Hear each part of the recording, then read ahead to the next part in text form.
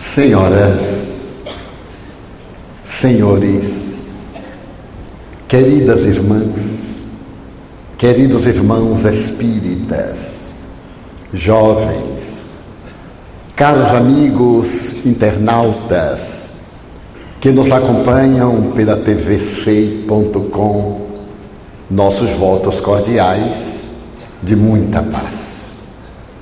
O nosso seminário, como foi dito, até às 12 horas, estará no seu primeiro módulo. A partir das 14h30 até às 18 horas, teremos o segundo módulo. Dentro de uma hora aproximadamente, faremos um intervalo e retornaremos na abordagem do nosso tema, constelação familiar. O termo família é derivado do latim famulus, que significava escravo doméstico na Roma antiga. Era exatamente aquele indivíduo que vinha de outro clã e, em face da submissão de natureza política ou social, tornava-se membro desse novo grupamento social. Portanto, família, na visão patriarcal, era o conjunto de indivíduos da mais variada procedência que se encontrava sob a tutela de uma personalidade de destaque, um chefe, um indivíduo que comandava aquelas ações.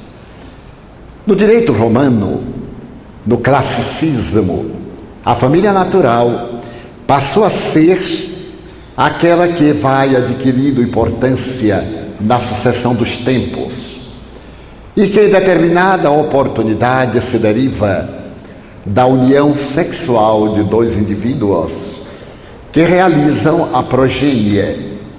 Através dessa união nascem os filhos e desde esse momento os filhos passam a ter duas famílias, a do seu progenitor e a da sua progenitora. Mais tarde, no entanto, no período medieval, a conceituação torna-se ainda mais bem fundamentada nessa necessidade da união consanguínea, através da qual os vínculos tornam-se muito profundos, evocando de alguma forma o clã animal na sua progenitura. A partir da Revolução Francesa e logo depois da Revolução Industrial, a família individualizou-se, porque com a Revolução Francesa veio a necessidade da vinculação matrimonial como sendo de natureza ética, moral e, ao mesmo tempo, legalizando os bens que poderiam usufruir aqueles que descendessem da união desses dois indivíduos, os cônjuges. Mais tarde, com a Revolução Industrial, a família passou a ter um significado diversificado, porquanto os indivíduos passaram a viver em volta das indústrias. E em face disso, a mulher foi convidada a desempenhar um papel de alta magnitude no conjunto social, deixando muitas vezes o lar para dividir a área da educação com a escola, que veio contribuir eficazmente para a consolidação dos liames familiares na estrutura da instrução e da própria educação em profundidade. Mas nesse momento começaram a surgir as primeiras dificuldades, porque as crianças recém-nascidas e aquelas que se encontravam na primeira infância eram naturalmente compelidas a perder o contato maternal, de grande relevância. Também os idosos, que ficavam de alguma forma marginalizados pela falta da mulher dentro de casa. Mas graças à evolução sociológica, essa lacuna passou a ser preenchida através de instituições, de creches, de organizações escolares de tempo integral, de lares para idosos e, mais modernamente, de organizações adrede programadas para oferecer aos idosos toda a comodidade que nem sempre ele pode desfrutar no lar: assistência médica odontológica, acompanhamento social, espairecimentos que muitas vezes escasseiam na família. A família tornou-se dessa forma a célula básica do organismo da sociedade. Mas naturalmente ela passou a ter outras significações, permanecendo a tradição do famulus, quando nós organizamos determinadas famílias por afinidades ideológicas, a nossa família desportiva, a nossa família política, a nossa família artística, e também graças a outras manifestações defluentes dessas vinculações: a monogamia, a poligamia, o incesto, a poliandria, favorecendo os indivíduos com determinadas áreas de responsabilidade. Mas foi Allan Kardec, o egregio codificador da doutrina espírita, quem interrogou as entidades venerandas, conforme a questão 775 do Livro dos Espíritos: qual seria para a sociedade o resultado do relaxamento dos vínculos familiares? Porque à medida que houve a Revolução Industrial e o clã passou a fornecer elementos para promover o progresso da sociedade, naturalmente os laços familiares começaram a experimentar um afrouxamento nas relações. A falta de oportunidade da convivência dos cônjuges, que sempre retornam cansados, a falta de um relacionamento mais saudável com os filhos, com os demais membros do clã, porque dentro dessa óptica, não apenas os pais fazem parte do arquipélago familiar, também os avós, os tios, os primos, e numa extensão, a vizinhança, os relacionamentos sociais. Houve, por consequência, um ligeiro afrouxamento desses laços, porque não podendo os pais oferecer a assistência que se fazia necessária para a consolidação da afetividade, correu-se o risco de abandonar-se, a pretexto de outros valores, os compromissos domésticos, onde, aliás, na estrutura da constelação do lar, estão os alicerces da verdadeira união das criaturas pela necessidade de sublimação dos sentimentos. E Allan Kardec preocupou-se com isto em segunda metade do século XIX. Que sucederia com a sociedade caso houvesse o relaxamento desses vínculos familiares? E os espíritos nobres foram sintéticos. Ocorreria um retorno, um refazimento do egoísmo. Isso naturalmente redundaria na recrudescência do egoísmo, porque o indivíduo, ao invés de dar-se, tornava-se o centro da constelação, passando a lamúria quando as coisas não lhe saíam bem, ou passando a exaltação quando se sentisse beneficiado, homenageado, cercado de carinho que nem sempre podia dar.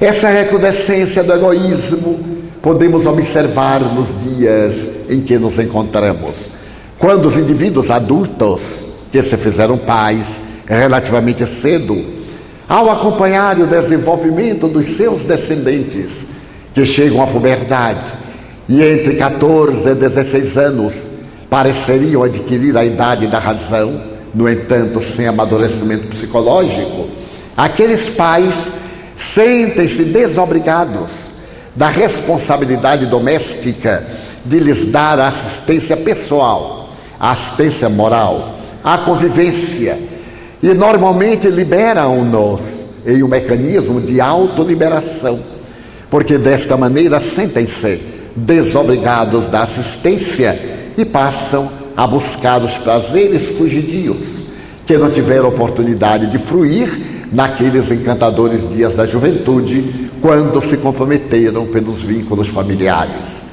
Esse afrouxamento dos vínculos familiares, essa recrudescência do egoísmo tem gerado problemas muito graves, porque invariavelmente a mulher, que esteve prisioneira multimilenarmente dos conceitos vazios e extravagantes da masculinidade, dá-se conta que também tem direito a viver os seus ideais, não apenas a cuidar de filhos, a cuidar do lar, mas também de dar expansão à sua inteligência, aos seus sentimentos culturais, artísticos, aos ideais de uma vida integrada numa sociedade mais ampla e não apenas numa célula muito estreita como é a doméstica.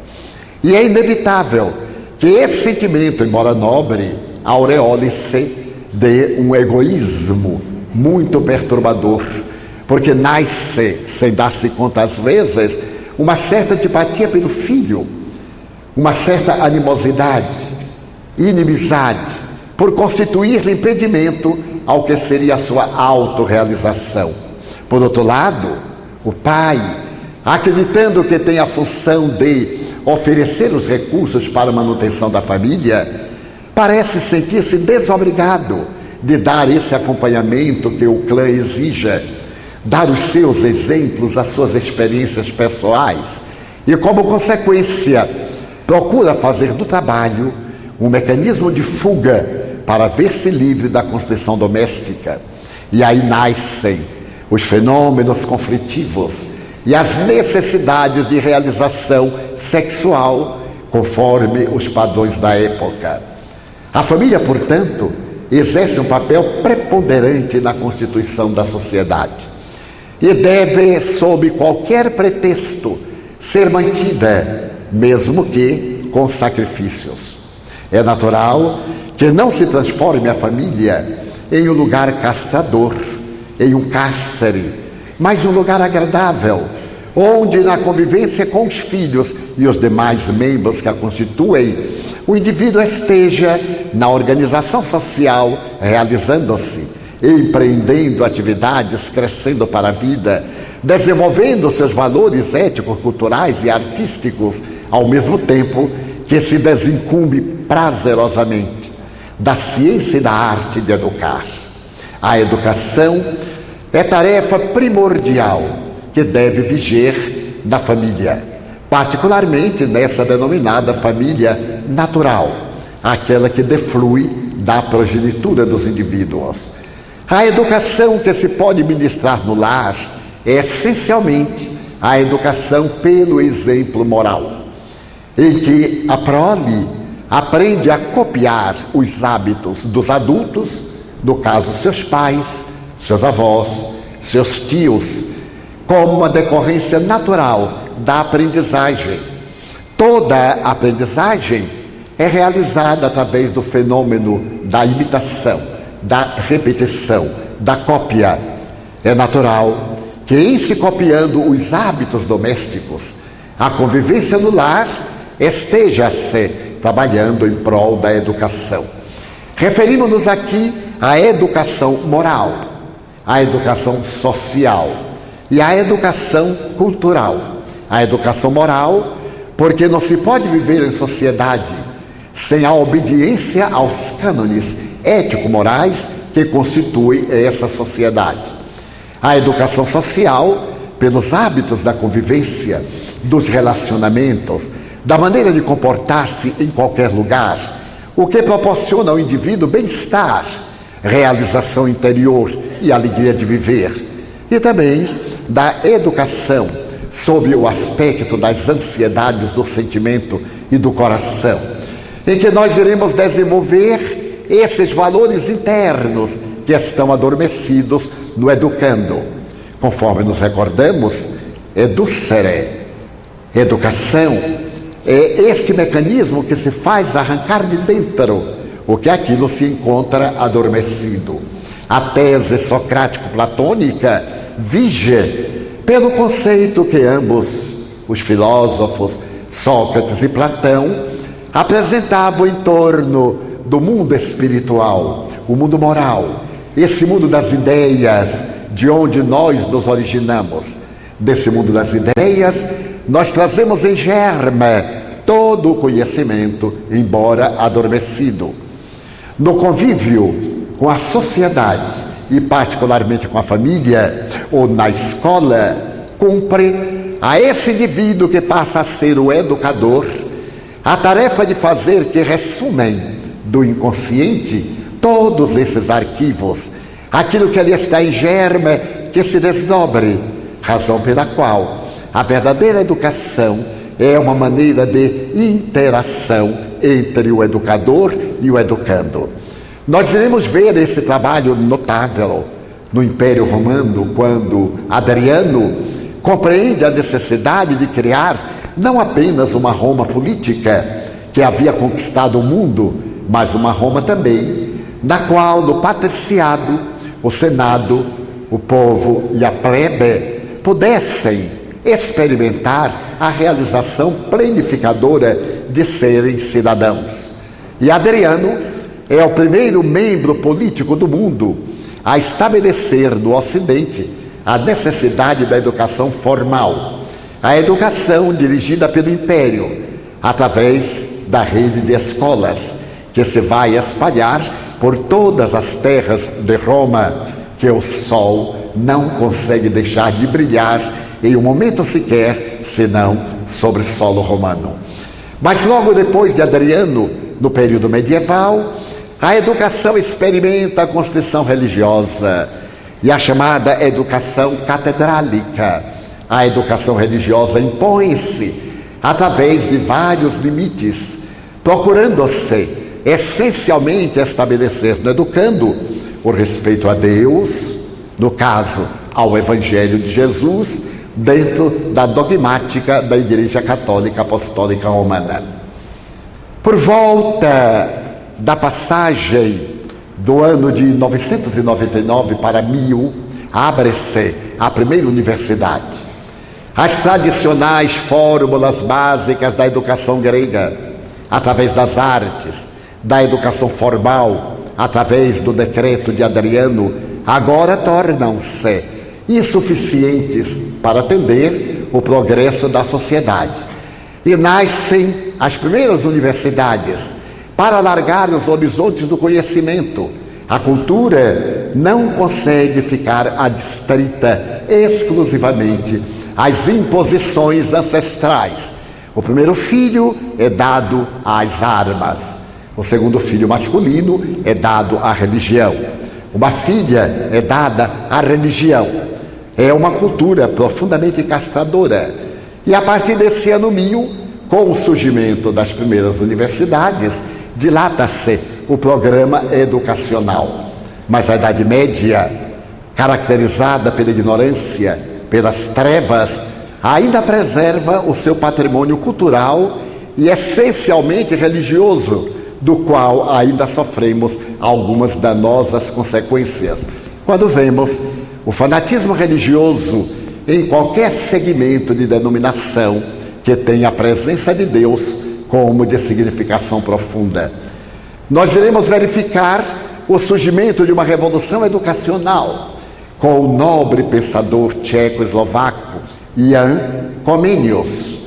Esse homem notável dá-se conta que é necessário preparar as mentes novas para o enfrentamento dos desafios e das dificuldades. Compreendendo a necessidade da função religiosa, ele percebe que é fundamental a presença de uma conduta ética, não necessariamente religiosa, mas que vá desaguar na religião. E Comenius torna-se um grande sonhador de uma família ideal, de uma educação muito bem estruturada. Essa proposta de Comenius vai reaparecer mais tarde em Jean-Jacques Rousseau.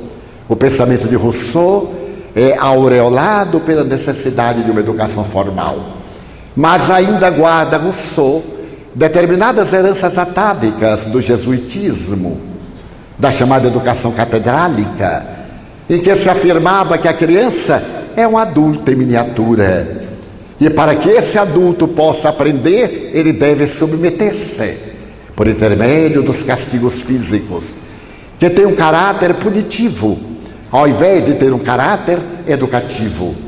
Mas no seu célebre Emílio e depois no seu Do Contrato Social, Rousseau estabelece os parâmetros de uma educação formal, baseada também no sentimento de amor e de respeito pelo educando. Será então neste momento que vai surgir a figura incomparável de Henrique Pestalozzi.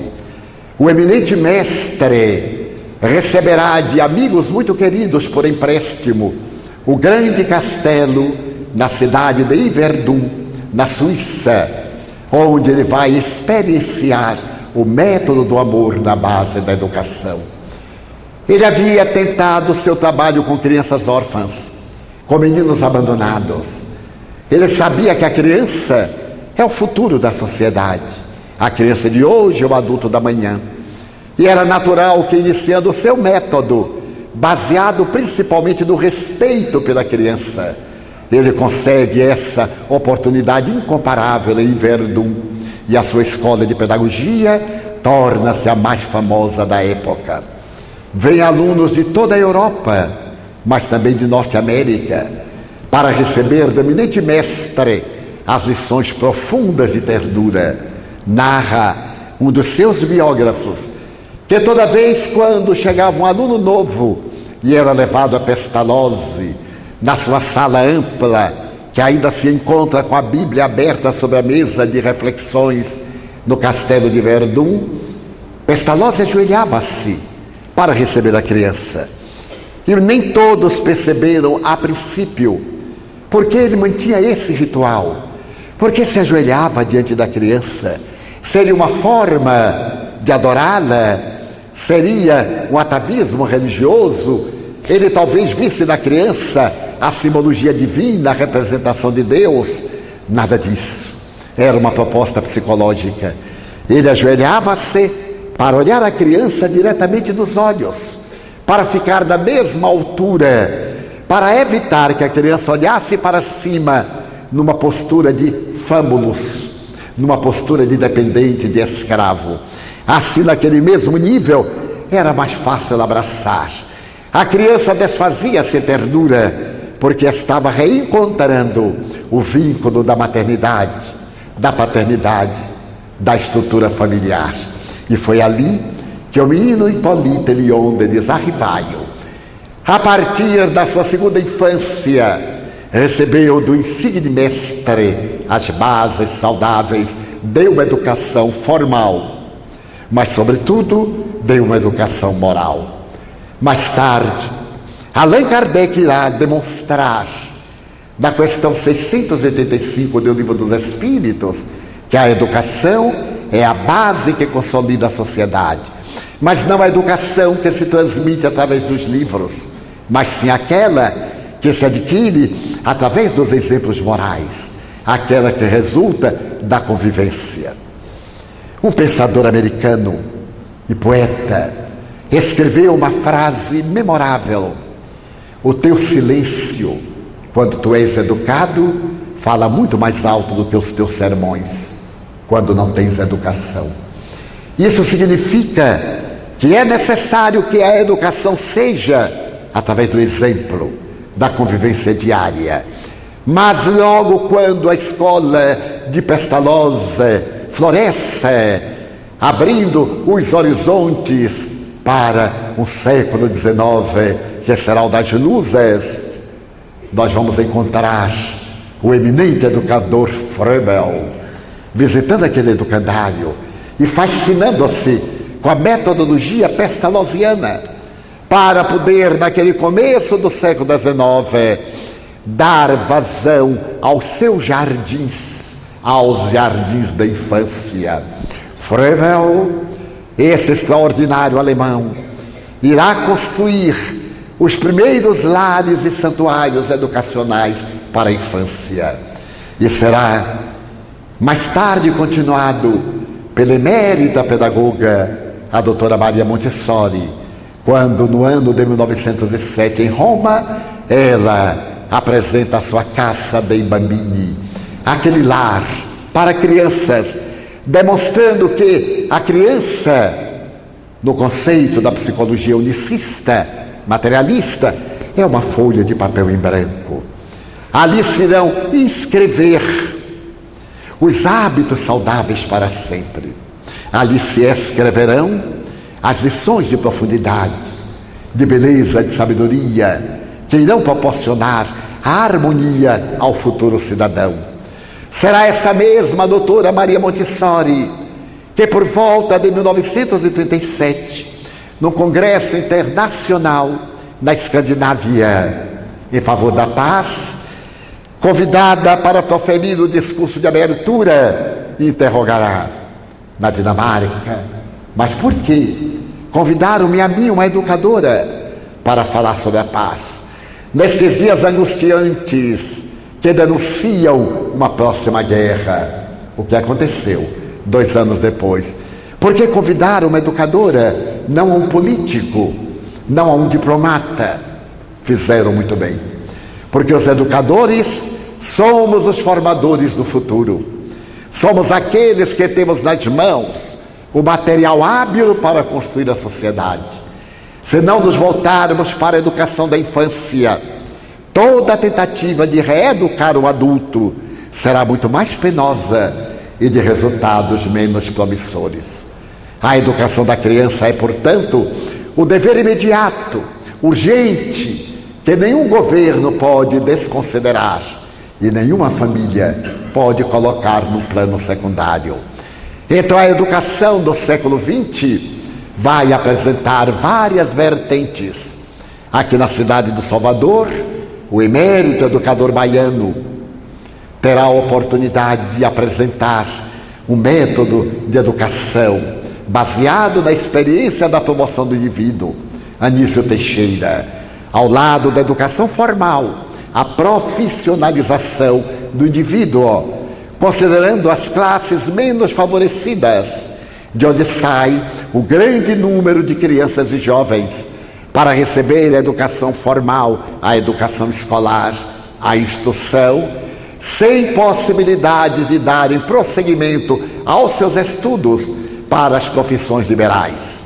Então, Anísio Teixeira sonha e realiza com os complexos educacionais, em que no turno o educando aprende a grade escolar convencional e no outro turno ele se prepara para os enfrentamentos da vida, profissionaliza-se. É um sonho admirável realizado pelo nosso querido pedagogo. Mas outros apresentam-se na estrutura da nacionalidade brasileira, procurando, através da educação, sustentar a família. Porque a melhor maneira de atingir-se a família é através da criança, esse ser maleável.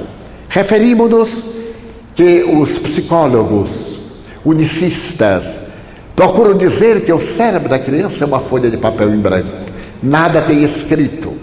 Alguns outros, aferrados a um terrível pessimismo, procuram dizer que a educação não é capaz de realizar nada com a criança, porque a criança são as suas tendências, os seus instintos. O máximo que a educação pode conseguir é corrigir um pouco, é limar as arestas da personalidade doentia, da individualidade mórbida, com o que nós não concordamos em absoluto, particularmente nós espíritas, porque sabemos que a criança não é um adulto miniaturizado, nem tampouco é um cérebro como se fosse uma folha de papel em branco. É o espírito que traz diversas experiências das multifárias reencarnações.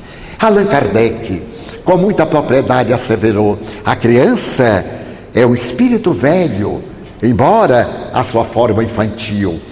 E nós poderemos perceber da infância o seu historial passado, através das tendências, através das inclinações boas, das inclinações más.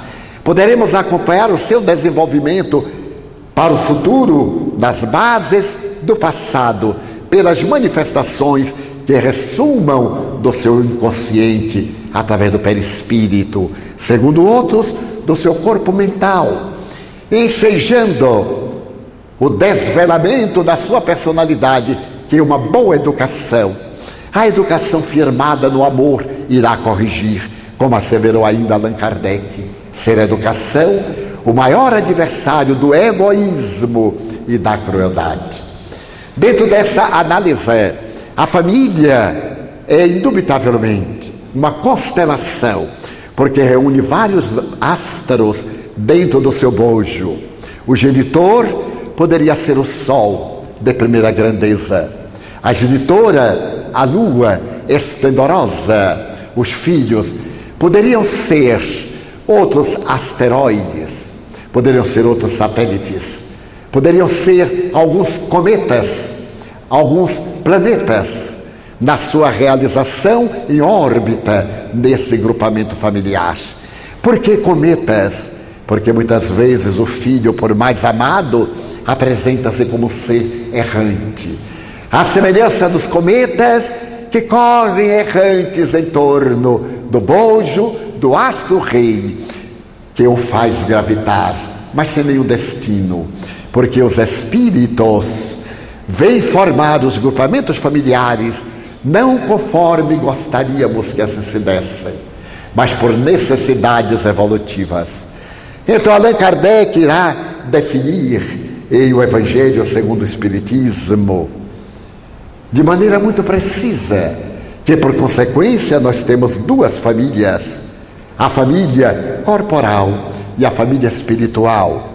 Capítulo 14 desse Evangelho, no item número 8. Nós então temos aqueles familiares que vieram de outras existências, com os quais nós nos afinamos dentro de casa, mantemos este sentimento de afinidade, de união, entendemos-nos, sem grandes sacrifícios, amamos-nos. E aqueles cujos vínculos são apenas materiais, onde se manifestam as animosidades, as antipatias, as dificuldades de relacionamento, como defluentes das experiências transatas que nós tivemos. Desta forma, nós temos a família de que necessitamos, não aquela que gostaríamos. Noutras vezes vamos encontrar em outros grupos familiares os espíritos queridos com os quais gostaríamos de conviver, mas que as injunções da lei de causa e efeito não nos permitiram realmente realizar. E isto é muito curioso, porque diariamente encontramos pessoas com quem temos uma imensa afinidade e lamentamos a distância que medeia entre nós, colocando-nos em postos distanciados uns dos outros, porque estamos na Terra para um aprendizado muito grande, a superação dos nossos instintos, as heranças atávicas das nossas experiências primárias, a fixação da inteligência, o desdobramento do bom senso, o bom tom, o crescimento da consciência, essa consciência que nós apresentamos em diferentes níveis, no nível de consciência adormecida, no nível de consciência desperta, na consciência desperta semi-adormecida, sem sonhos, na consciência desperta com sonhos, a consciência lúcida, naquele nível da consciência de si mesmo, quando nós nos damos conta que estamos no corpo e que esta consciência deve controlar os impulsos do corpo. Não é o corpo que comanda o ser, não estamos à disposição do corpo. Ele é o instrumento que a consciência usa na visão psicológica, que o espírito utiliza na visão imortalista, para poder atender a uma finalidade, o encontro com a felicidade. Até o quarto nível de consciência, que é a consciência objetiva. Nós, na consciência objetiva, vamos entrar em uma área familiar muito mais fascinante. A família globalizada, a família universal, para a qual todos nós avançamos. É fascinante podermos perceber que, além dos vínculos da constelação familiar reduzida, nós já podemos aspirar a outras constelações, pelas afinidades afetivas. Esse filho interessa-se por aquela filha e vai construir esse interesse, uma união, nascendo uma terceira família, ampliando as vertentes daquelas duas famílias, uma terceira, para que um dia possamos pertencer ao arquipélago de uma galáxia familiar, em que os núcleos estarão girando em órbita de uma grande galáxia, a que nós podemos denominar como a sociedade. Então será nesta família material que deveremos desenvolver os nossos sentimentos, mesmo que aqueles que a constituem não sejam da nossa família espiritual. Será aí que os pais deverão estar vigilantes para observarem as tendências dos filhos e modificarem-nas através dos processos de educação moral, que nós chamamos normalmente a educação doméstica. Quando criamos hábitos morigerados, quando criamos os hábitos que consideramos sociáveis, porque saudáveis, não conflitivos, que não entram em choque com os demais hábitos. Então, exatamente essa postura é a postura ideal da educação. E a educação é tão instintiva que mesmo as pessoas destituídas de cultura podem, por intuição, estabelecer os critérios domésticos para que a família esteja harmonizada, partindo de pequeninas regras que devem viger entre os cônjuges, entre os parceiros, entre aqueles que constituem os centros da constelação no seio da família. Na cultura moderna, nós vemos famílias que são reunidas por injunções nem sempre ideais, em razão das dificuldades dos relacionamentos, dos divórcios que se sucedem, cada indivíduo divorciado trazendo parte da herança familiar e tendo necessidade de uma nova construção, criando um terceiro exemplo de família, aquela família na qual cada membro traz filho de outra progênie, e na união passam a ter filhos da sua própria progenitura. Nós temos aí então 3 consanguinidades: os filhos do pai com a outra mãe, os filhos da mãe com o outro pai, e os filhos que resultam da união desses pais. Invariavelmente, as dificuldades fazem-se muito grandes, porque a madrasta gostaria de ter os seus próprios filhos, e nem sempre tem a evolução moral de amar aqueles que vieram daquela mulher que a precedeu. Por sua vez, o homem gostaria de ter os seus próprios filhos e de não ser o pai artificial daqueles que vêm de um pai desconhecido, que foi o parceiro da sua mulher na experiência anterior. Por outro lado, nascem as áreas de ciúme e de atrito, em que os relacionamentos tornam-se difíceis. A mãe irá defender os seus filhos em detrimento daqueles que são os filhos do seu marido, mas não são os filhos dela. Esta experiência, quando puder ser realmente bem realizada, irá trazer na intimidade do lar o exemplo da família universal. Porque veremos que o amor não é somente ao descendente carnal, àquele que nos está ligado pela consanguinidade, mas pelo ser, a criatura, seja ela de qualquer origem. Iremos exercitar o nosso sentimento de amor como dever social, como dever moral do clã, como dever espiritual de desenvolvimento da nossa evolução. E quando os dois voltam-se para atender aos filhos dessa união, naturalmente cabe-lhes a tarefa delicada de fazer ponte entre esses filhos dos dois com aqueles que são filhos parciais, de tal maneira que eles possam entrelaçar os vínculos e aí constituir realmente uma família que seria ideal.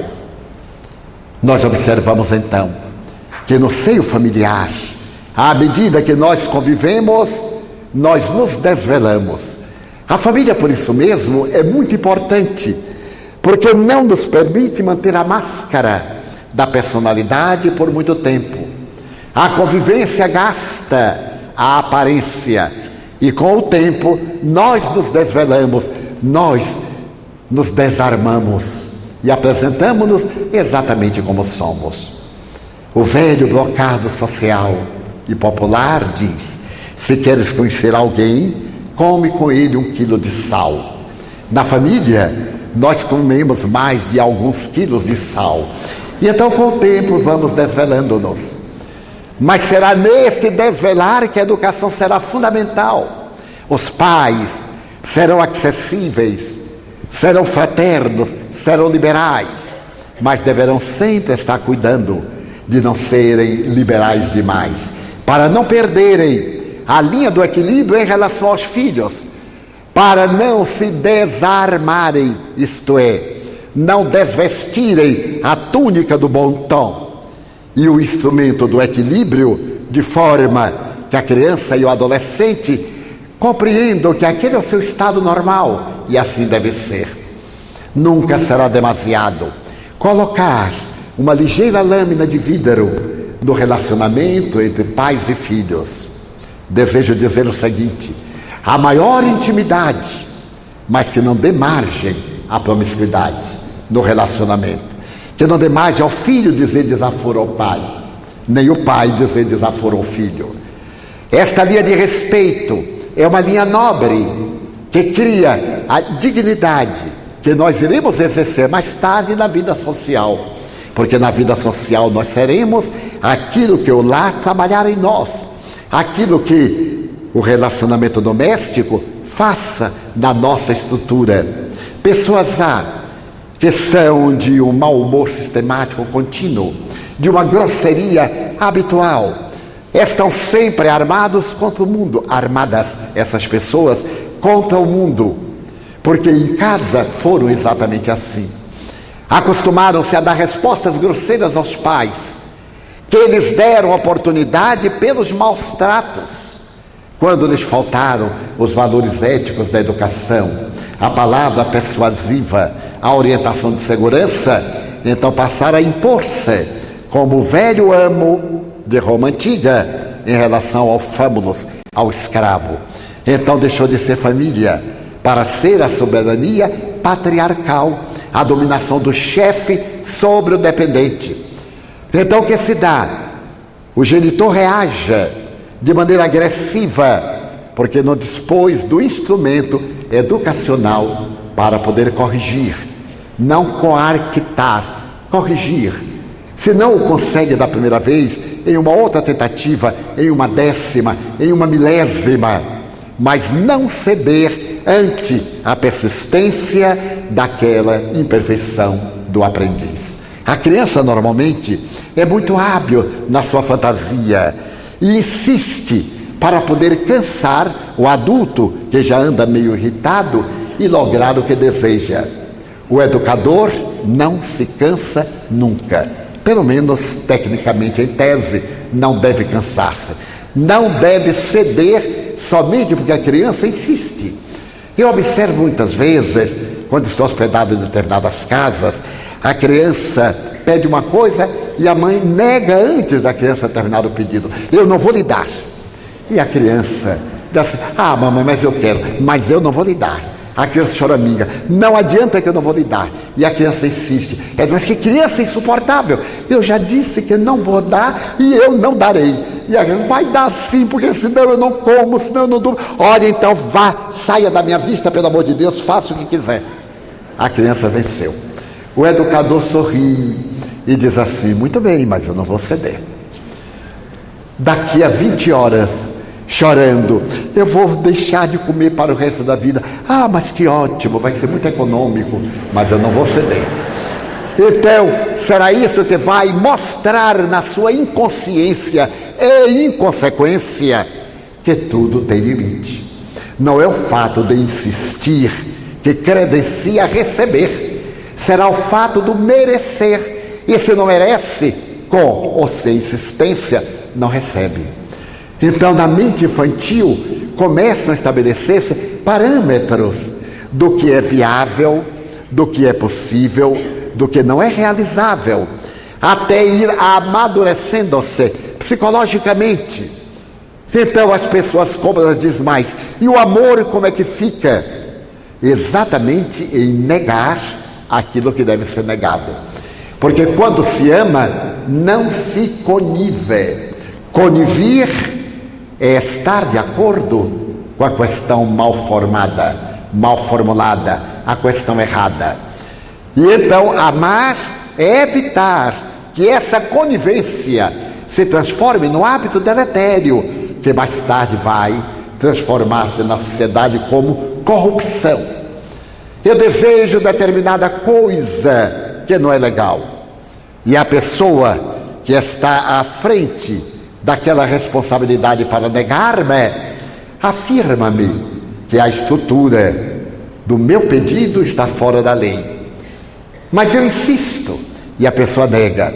Então eu ofereço-lhe uma importância, e a pessoa cede, porque é conivente, porque é corrupta. E então essa corrupção nasce na má educação. Quando nós começamos a ceder graças ao suborno da violência, ao suborno da insistência, ao suborno infantil das ameaças, então nós entramos no estado de conivência.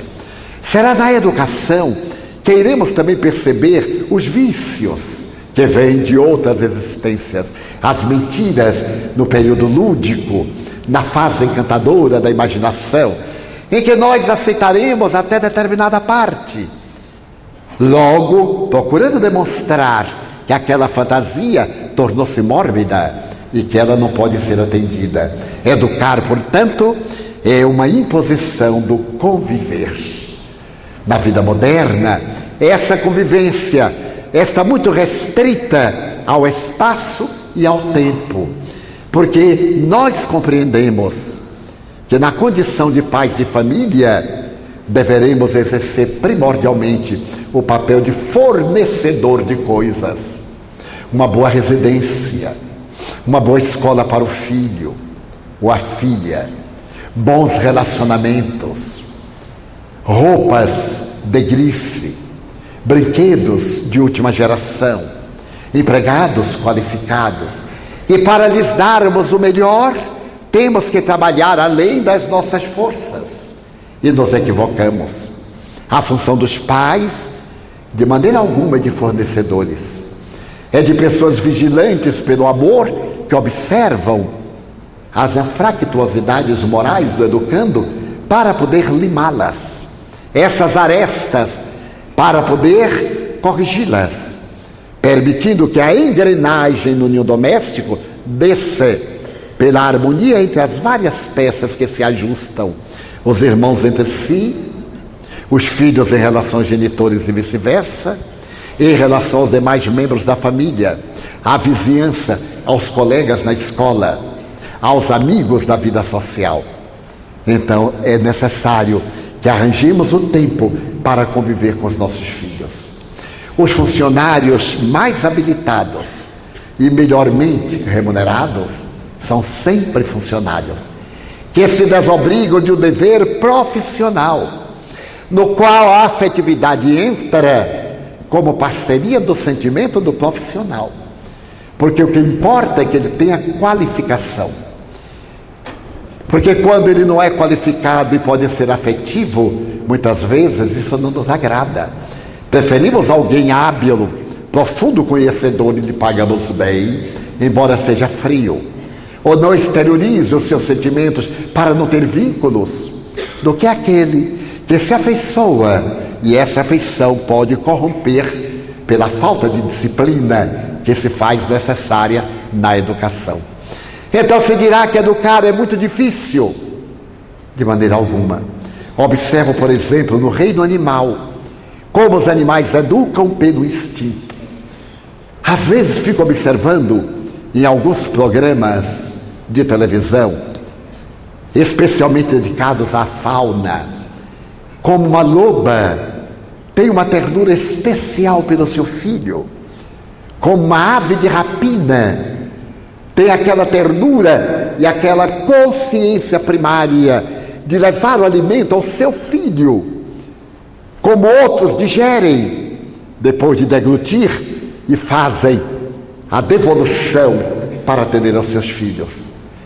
Então eles sentem, pelo instinto, aquela dependência, até o momento quando dão-se conta que eles já podem viver por si mesmos e deixam-nos.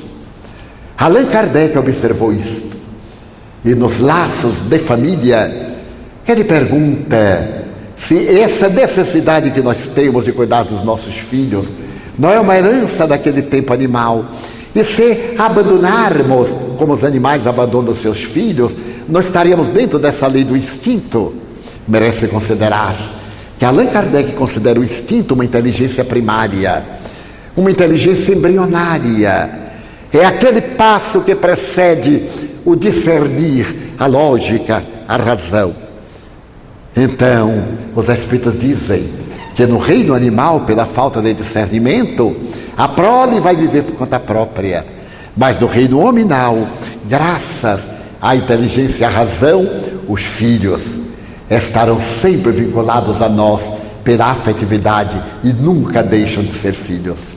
Lembro-me de minha mãe, analfabeta, que costumava dizer: filhos criados, trabalhos dobrados. Porque na infância é muito fácil de nós colocarmos os nossos filhos a dormir, convidá-los aos deveres, à hora da alimentação. Mas à medida que a personalidade vai desenhando o caráter e cada qual vai reassumindo a sua estrutura anterior, é claro, vai surgindo uma mudança. E o trabalho agora é muito maior, porque cada filho é um filho necessitado de uma assistência especial, de um carinho muito particular.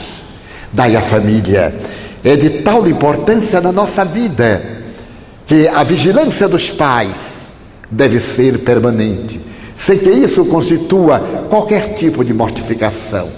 Observo mães e pais modernos exaustos de educarem os filhos, cansados, porque a educação tornou-se-lhes uma obrigação desagradável e não uma satisfação imensa de trabalhar em favor da sua felicidade. Hoje eu tenho na mente uma família que eu considero ideal para servir de modelo de pais intelectuais, profissionais, de carreiras brilhantes, que tiveram seus filhos ao longo dos anos, mas que tiveram o cuidado de ir ao lado das suas profissões, médico, educadora, ao lado desse elenco enorme de deveres, não desconsiderar em um momento sequer o compromisso doméstico.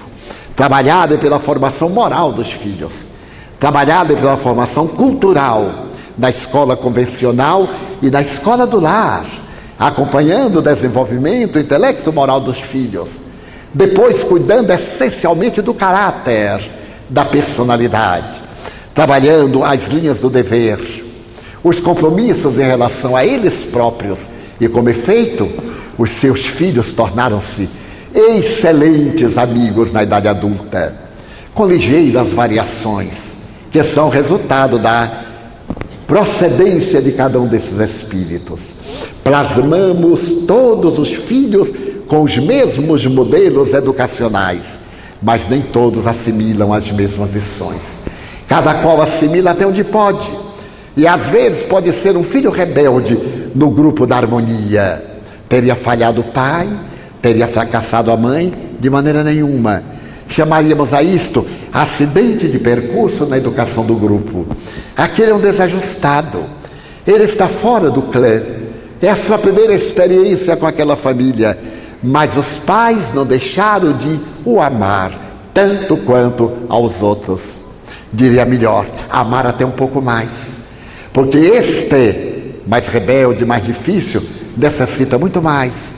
Ele tem mais carência afetiva, ele tem ciúmes, ele traz ressentimentos que não soube decodificar. As heranças do passado nele estão ainda muito fortes e ele se sente o que o vulgo chama o estranho do ninho, a personagem que não deveria estar ali.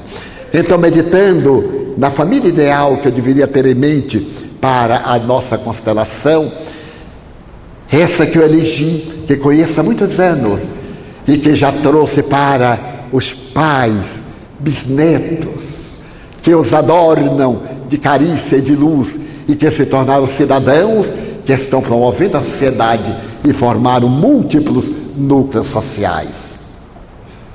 Mas também elegi uma família de baixa renda econômica como modelo, em que os pais não tiveram recursos para poder proporcionar uma educação refinada, oferecer uma profissão de destaque na sociedade, mas conseguiram, com 8 filhos, dar uma educação profissional. Aqueles 4 rapazes tornaram-se carpinteiros, a profissão do pai. Excelentes carpinteiros. As meninas tornaram-se costureiras, a profissão da mãe. E tornaram-se costureiras eméritas. Tornaram-se quase que estilistas. Estilistas para a grande cultura do bairro do Pau da Lima. Portanto, estilistas de grife. Paul de la Lima. Então, conseguiram assimilar, graças ao exemplo daquela mãe, que na máquina de costura ganhava o sustento para manter a família digna, para a família frequentar a escola primária naquela época, a escola fundamental, a escola de primeiro grau.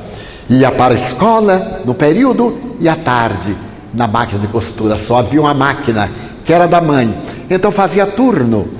A mãe costurava, outra cerzia, uma fazia bainha, a outra fazia a casa para botões, outra colocava remendos.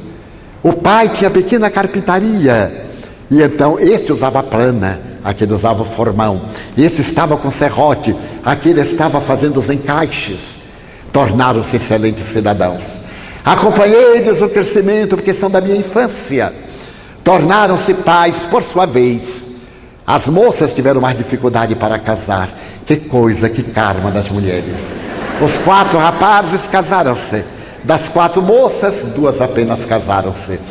Mas uma delas, que é muito minha amiga, e hoje é uma jovem senhora de 78 anos, encontrando-nos oportunamente, eu disse: eu tenho vocês como o exemplo de família ideal para as minhas palestras. Ela disse: ai, pode manter. Embora eu não me tenha casado, aprendi com minha mãe a ser filha e a ser mãe daqueles que não têm mães e daqueles que não têm filhos. Então estava a família ampliada, preparada para a grande sociedade.